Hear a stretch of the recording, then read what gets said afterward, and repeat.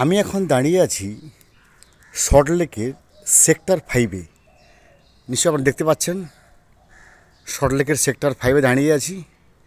এই সেক্টর 5-এ এসে দেখুন, এখানে আমি আমার 229তম বটবৃক্ষ রোপণ করলাম।